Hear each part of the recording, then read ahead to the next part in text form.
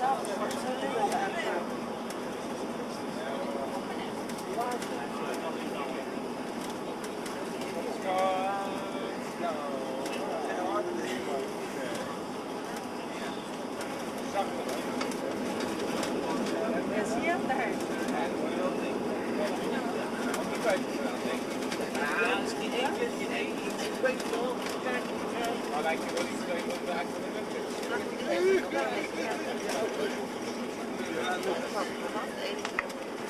evening, ladies and gentlemen. Your Atlanta-based crew would like to be the first to say welcome to Las Vegas. Our approximate time is 6 o'clock p.m. There has been a 3-hour time change backwards since we left Atlanta, so once again, the time is 6 o'clock p.m. Please remain seated with your seatbelt securely fastened until the captain parks the aircraft at the gate and turns off the fasten seatbelt sign. That'll be your one and only indication that it's safe to get up and retrieve items from the overhead bin. Please be careful in doing so. Items do tend to shift upon landing. If you have any questions about ground transportation, connecting flight, or baggage claim, a uniformed agent meeting this flight will be more than happy to assist you. We'd like to thank everyone for flying Delta. We hope when your future travel plans do call for air travel, you'll once again choose Delta. You are allowed to use your cell phones and any other portable electronic device at this moment. However, laptop computers do need to remain in the off position. Thank you, and once again, welcome to Las Vegas. Wat doe jij in de winkel, hè? Dat jij de verkochte zorgsport zegt. Hey, honden. Ja, maar je bent nu even aan het filmen en dan hoef je dat gewoon allemaal Oh, ja, dat weet ik. Ik heb dat niet.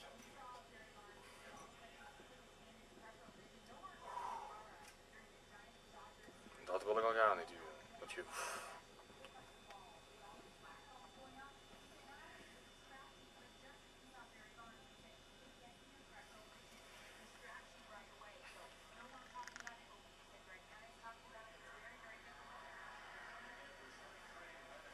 Even naar de badkamer doen. Even zwijgen en dan doe ik hem ook altijd. Even zwijgen en dan doe ik altijd. Oh, niet zeker. Oh, nog wel poelke erin leuk.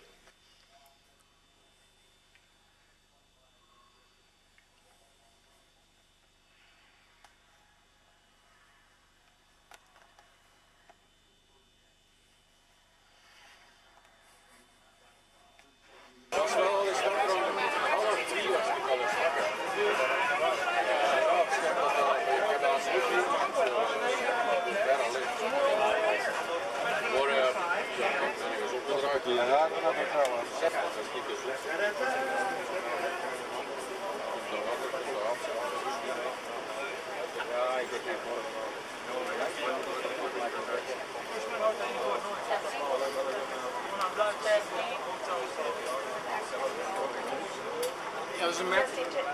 Ja, die Mac die voorkant. Voorkant, hier. Ik de voorkant.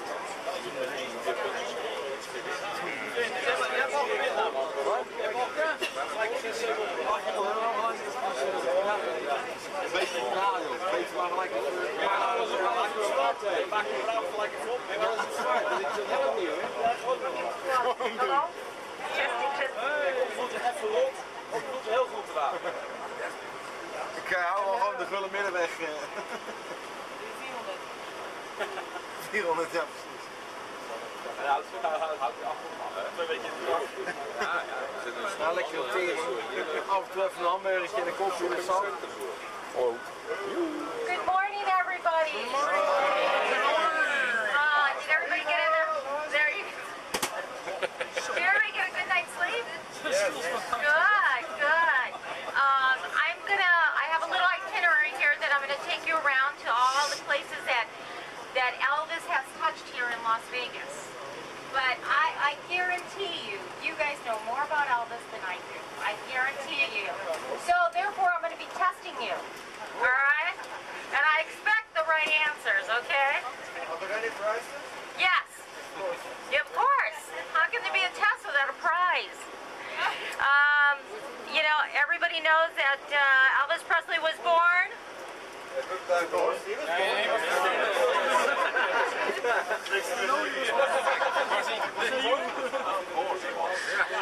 I guess nobody gets a prize on that one, huh? Actually, we're coming by here on your left side. Just let me tell you, this is the famous Las Vegas Strip. And on your left left side here is called the City Center. At the moment, its current cost is $7 billion, the most expensive thing ever built here in Las Vegas so far.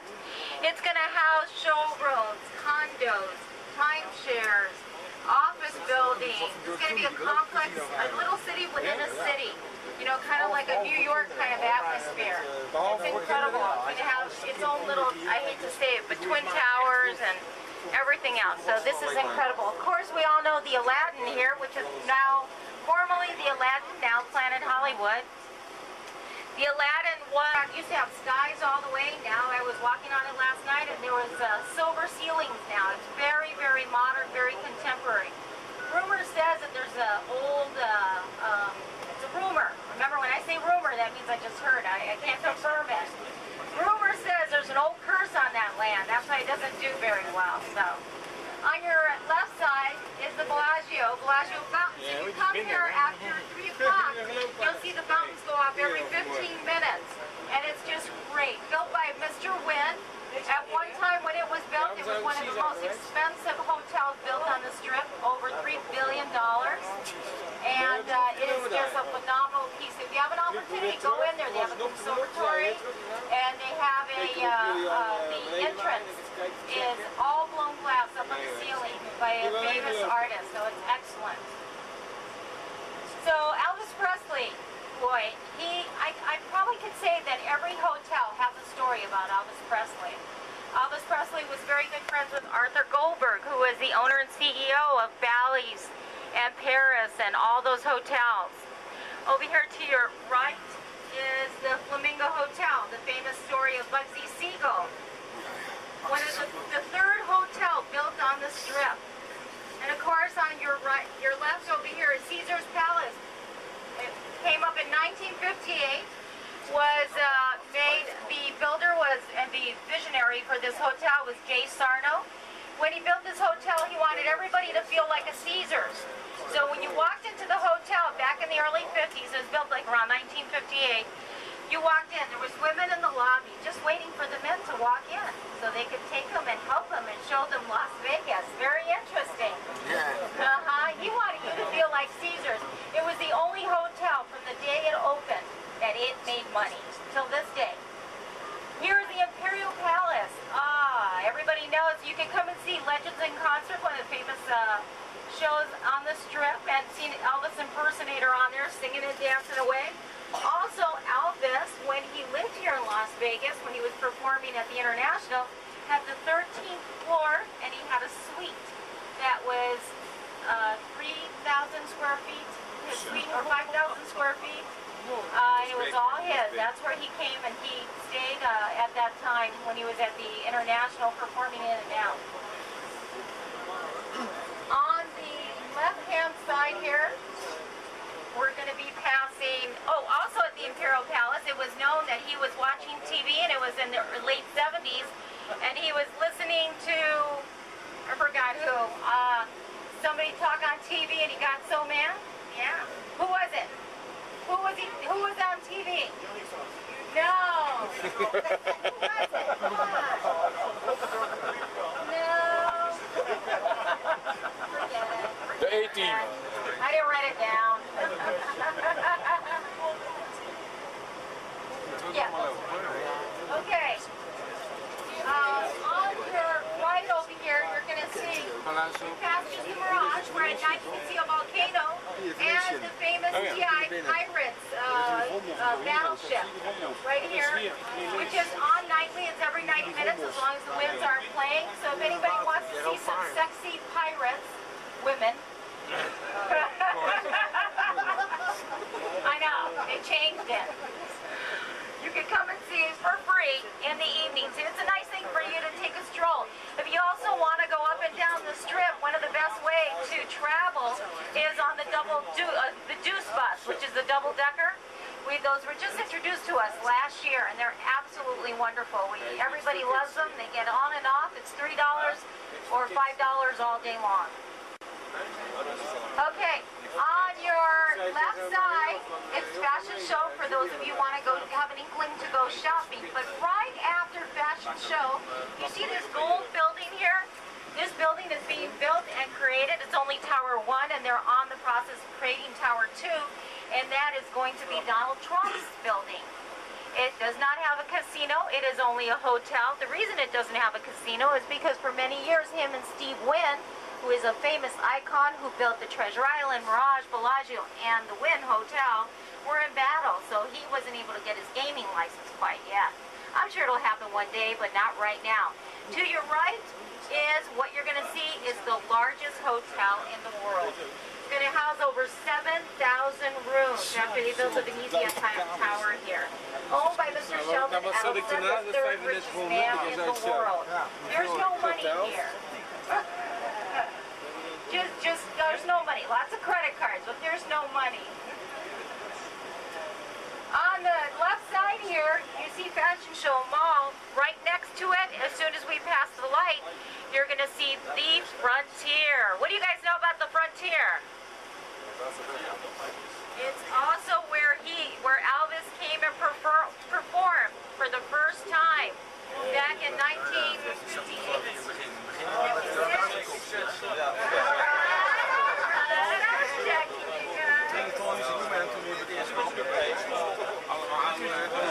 And he was a hit. No, alright. He bombed. Okay, who was his opener? Who was the guy in the lounge that came and opened his show? Does anybody know? No. Wij zijn toch vrij zijn Frans bouwen. Wat zit je doen met Elvis? No. Who? Eddie Buddy. That's right. Chucky Green. Chucky Green, the comedian. Oh, Chucky He was the Green. opener for Elvis. But Niet green, Kane. I'm serious, amazing. He bombed in Las Vegas, but he was still having hits after hit. It was incredible. You see that the Frontier is all fenced off. It was the Frontier, the second hotel built in Las Vegas. When it was first built, it had a Western type of atmosphere, and when you walked in, you know, the first thing you saw was a saloon, the check-in counter, and everything else. This part is all new. But in the backside, the old hotel, because they were all flat, there weren't any towers. You see where the green roof is? That's about as high as those hotels were at the time. And it was more motels. When you walked in, there was hay and a bar, and, you know, it was the old Western town here. This hotel also went on strike for over 10 years, and you saw people picketing up and down. It was for a very, very long time. Recently sold, will be imploded. On your left over here is the famous Stardust. Remember the Stardust, who at one time had the best it had the show, the Las Vegas Variety Show here, and it was one of the best ones known in Las Vegas. I forget the name of the show. Lido de Paris. And the women were absolutely beautiful. When we passed the Flamingo, when Bugsy Siegel built his hotel, he came and he saw the first hotel was called the Thunderbird. It used to stand right here. No, little down to the left. And it was the second time it was built. The second was a Frontier. Bugsy Siegel was a third. So when he came and saw all these hotels, he saw that the casino was, the check-in was in the front and the bar, but he saw that the slot machines were in the back. He was a gambling man. And he thought, you know what I'm going to do? I'm going to put the casino in the front. When people walk in, the first thing they do is gamble. And the check-in will be somewhere in the side. You notice we don't have elaborate check-in counters, but we sure do have a main floor, don't we? There goes one of the double deuces, so you can recognize them. You can see that they're already starting a brand new project. The name called the